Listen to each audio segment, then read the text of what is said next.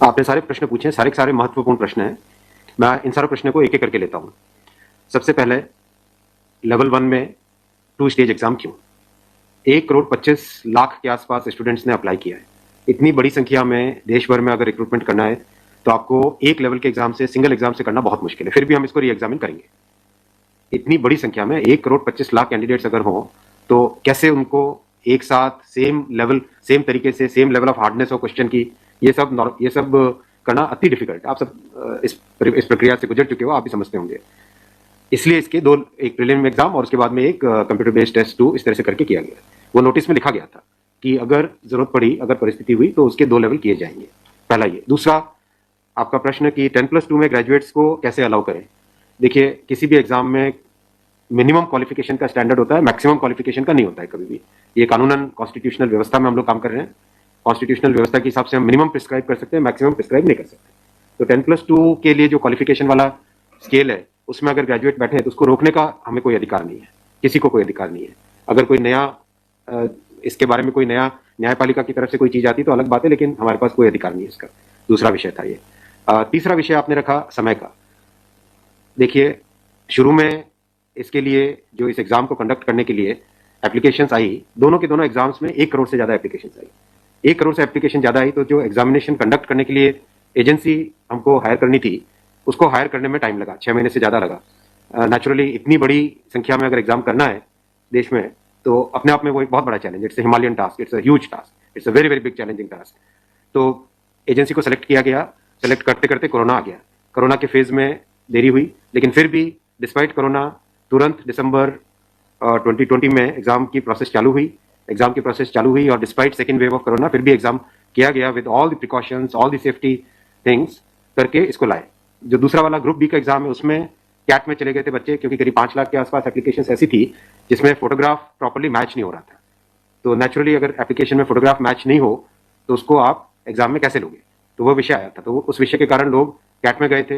Administrative tribunal ने जैसे ही उसका समाधान किया, फैसला किया, उसके फैसले के तुरंत बाद में हम लोगों ने एग्जाम के प्रोसेस को आगे किया। कोई उसमें देरी नहीं की। और हमारा, देखिए, हमारी सरकार, प्रधानमंत्री श्री नरेंद्र मोदी जी का इंटेंट हमेशा है कि मैक्सिमाइज करना है रोजगार को। इसीलिए आप देखिए, इतनी बड़ी संख्या में, यानी रेलवे में 1,40,000 टोटल, 1,05,000 ग्रुप डी की कैटेगरी में, लेवल 1 की कैटेगरी में, और लेवल 2 से लेवल 6 की कैटेगरी में 35,000 कैंडिडेट्स, वैकेंसीज। 1,40,000 की वैकेंसीज लाना कोई छोटी बात नहीं है, बहुत बड़ी बात है। फिर आपको आपका चौथा पॉइंट आप देखिए, ज्यादा से ज्यादा कैंडिडेट्स को फर्स्ट स्टेज से सेकंड स्टेज में जाने का मौका मिले, इसके लिए 2015 तक हमेशा प्रिलिमिनरी एग्जाम जो होता था, फर्स्ट स्टेज होता था, उससे 10 गुना लिए जाते थे, केवल 10 गुना लिए जाते थे। 2015 के बाद में पहले ही संख्या बढ़ा के 15 गुना कर दी गई, जिससे कि ज्यादा से ज्यादा कैंडिडेट्स को मेन एग्जाम के लिए जाने का मौका मिले। और 2019 में इस संख्या को 20 गुना किया गया, ताकि ज्यादा से ज्यादा लोगों को अवसर मिले, ज्यादा से ज्यादा लोग, क्योंकि फर्स्ट स्टेज जो प्रिलिमिनरी एग्जाम इतना बड़ा नंबर है कि उस नंबर में हो सकता है कुछ बाई चांस उस दिन तबियत ठीक नहीं हो, कोई दूसरा कारण हो, समय पे पहुंच नहीं पाए, कोई भी कारण से मिस कर गया, तो मैक्सिमम लोगों को हमें चांस देने का इंटेंट है। इसी इंटेंट के कारण 20 गुना किया गया। जो 10 गुना था 2015 से पहले, उसको 20 गुना किया गया 2019 में। तो ये प्रो स्टूडेंट्स, प्रो कैंडिडेट्स वाली अप्रोच है हमारी, और हमारी इंटेंट एकदम नेक नियति से काम कर रहे हैं, सच्चाई से काम कर रहे हैं। देखिए, कोई भी कहीं भी एक भी जगह से कहीं कोई पेपर लीक होने की बात नहीं है, कहीं पे कोई एग्जाम के मैनिपुलेशन की बात नहीं है। जो आज सिर्फ मुद्दा है, मुद्दा सिर्फ इतना है कि शॉर्टलिस्ट कैंडिडेट्स कितने किए जाए, यही मुद्दा है। इस मुद्दे को सॉल्व करेंगे, इसको भी हम बहुत सेंसिटिवली सॉल्व करेंगे। हमारे लिए छात्र हमारे साथी हैं, हमारे भाई हैं, हमारी बहनें जो एग्जाम दे रहे हैं, तो हमारे लिए बहुत इंपॉर्टेंट है, हम इसको बहुत सेंसिटिवली हैंडल करेंगे। और दिखाई पड़ी बच्चों को लाठीचार्ज कर रहा, तो आपने देखा, अगर तस्वीरें दिखाई हो हॉस्टल में, मैं आपको इतना बताना चाहूंगा कि जो लोग किसी भी अपनी खुद की संपत्ति को अगर जलाते हैं, खुद की संपत्ति पे अगर अटैक करते हैं, उसको डिस्ट्रॉय करने की कोशिश करते हैं, तो उसमें जो प्रक्रिया पुलिस की होती है वो होनी, अगर हुई है, मेरी बात आप इसमें स्पष्ट रखिए कि मैं छात्रों को कह रहा हूं कि आपकी संपत्ति है, आप अपनी संपत्ति को जलाने के लिए क्यों बाहर निकले। और हम आपकी बात को शुरू से सुन रहे हैं। जिस दिन आपने पहले ये पॉइंट रखा, उसी दिन हमने तुरंत इसका, जैसे ही दूसरे दिन ही मेरे नजर में आ गई थी बात ये, और दूसरे दिन मैंने तुरंत सारा ये टेबल मंगवाया कि आप मुझे एग्जैक्ट बताओ हर एक लेवल पे क्या वैकेंसी है, और हर एक लेवल पे एग्जैक्ट, जैसे लेवल 2 पे 5,663, उसकी जगह 1,13,000, कितने गुने, 20 गुने। लेवल 3 पे 4,940, उसके अगेंस्ट कितने शॉर्टलिस्टेड, 98,833, 20 गुने। तो जो नोटिस के अंदर जो प्रक्रिया एग्जैक्टली उसके हिसाब से किया है, हर एक पे, level 2, level 3, level 4, level 5, level 6, हर एक पे एग्जैक्टली 20 टाइम्स किया गया है। इश्यू वो नहीं, इश्यू डुप्लीकेट नहीं, इश्यू यूनिक वाली बात आ गई। अब वो मुद्दा उनका है क्योंकि इसलिए मुद्दा आ रहा है कि जिन लोगों ने तैयारी कर ली है उनको लगता है कि हमें एक बार और चांस मिल जाए, इसलिए हम इसको बहुत सेंसिटिवली हैंडल करेंगे।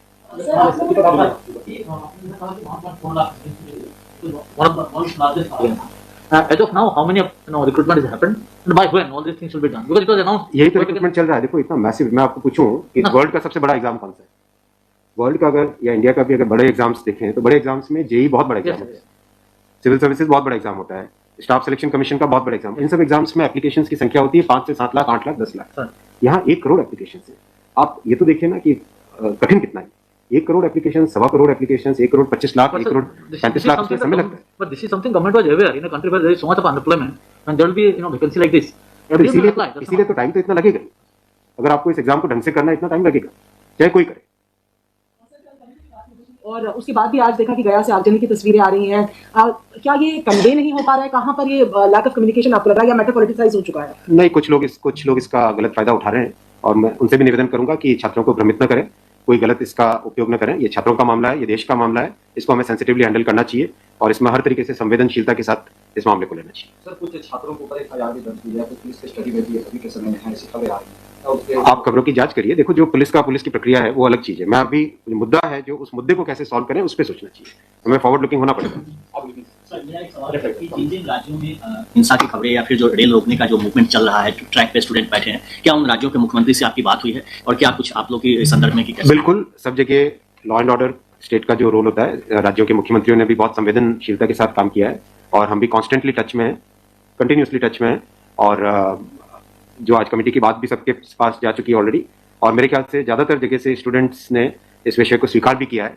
और मैं अभी भी रिक्वेस्ट करूंगा एक बार फिर सारे स्टूडेंट बंधुओं को, छात्रों को, कैंडिडेट्स को कि आप प्लीज़ अपनी ग्रीवेंसेस को, अपने पॉइंट को, अपने कंसर्न को, अपने विषय को, अपने मुद्दे को फॉर्मली रखिए।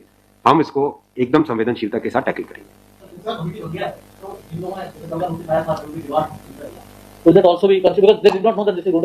नहीं, देखो, कमेटी एक बहुत ही सीनियर ऑफिसर्स की है और ये कमेटी हर चीज को, जितने भी मुद्दे इसमें आएंगे हर एक मुद्दे को जल्दी से जल्दी, इस पर कमेटी का टाइम लिमिट भी दिया। कितना टाइम दिया हमने? टाइम लिमिट 4 मार्च तक। जो कमेटी की रिपोर्ट आने का क्या मतलब, जल्दी से जल्दी हमारा एम है कि इस मुद्दे को बिल्कुल भी डिले न करके जल्दी से जल्दी सॉल्व करें। 16/2 तक सारे के सारे कैंडिडेट्स अपने कंसर्न सबमिट कर सकते हैं। 3 वीक्स टाइम दिया। I think that's a reasonable time. इससे ज्यादा टाइम देने की जरूरत नहीं है। और कमेटी अपना सारे कंसर्न्स को एग्जामिन करके रिकमेंडेशंस देने का टाइम 4 मार्च दिया गया। तो कोशिश करेंगे उससे पहले अगर हो जाए, 4 मार्च से भी पहले अगर हो जाए। डिपेंड करेगा कि कितने रिप्रेजेंटेशन्स आते हैं और मोटे मोटे मुद्दे तो अभी आ चुके हैं पब्लिक में सबके, इसलिए मुझे नहीं लगता है कि इसमें बहुत ज्यादा टाइम लगेगा।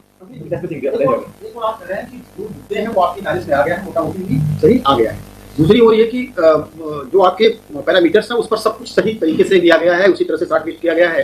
फिर इसमें प्रॉब्लम, फिर उसमें कमेटी आपको रिपोर्ट क्या करेगी और करेंगे क्या? इसका मतलब चेंज करते हैं कुछ तो दूसरे एक बड़ा पक्ष और भी तो विरोध करेगा। हाँ, ये इसीलिए तो मैं आपको देखो बताऊं ना, एग्जैक्ट किसी भी लेवल पे नोटिस में जो लिखा था कि 20 गुना कैंडिडेट लेंगे, अगर आपके सामने टेबल रखा हुआ है 5,663 की जगह 1,13,000 यानी 20 गुना।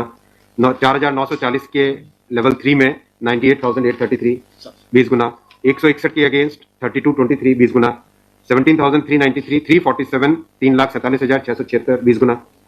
7,124 वैकेंसीज के अगेंस्ट 1,42,413 20 गुना। एग्जैक्ट 20 गुना है हर एक लेवल का। अब स्टूडेंट्स क्या कह रहे हैं कि जिन कैंडिडेट्स ने एक से ज्यादा लेवल में क्वालिफाई कर दिया है, राइट, उसके कारण सपोज मान लीजिए लेवल 3 में जो लेवल 5 का कैंडिडेट है वो भी क्वालिफाई हो गया है जी, तो वो लेवल 3 में कोई एक कैंडिडेट को जो क्वालिफाई नहीं हुआ है उसे लगता है कि अगर उसको यूनिक के हिसाब से काउंट करते तो शायद उसको भी एक मौका मिल जाता मेन एग्जाम देने का। बराबर है, ये मुद्दा ही है। अब जो नोटिस इनवाइटिंग एग्जाम है, एग्जाम का जो नोटिफिकेशन होता है उसकी एक सैंक्टिटी है, वो कोर्ट का मैटर है, वो लीगल मैटर हो जाता है। एग्जैक्टली उसके हिसाब से किया गया एग्जाम को उसी हिसाब से कंडक्ट किया गया, उसी हिसाब से शॉर्टलिस्टिंग की गई।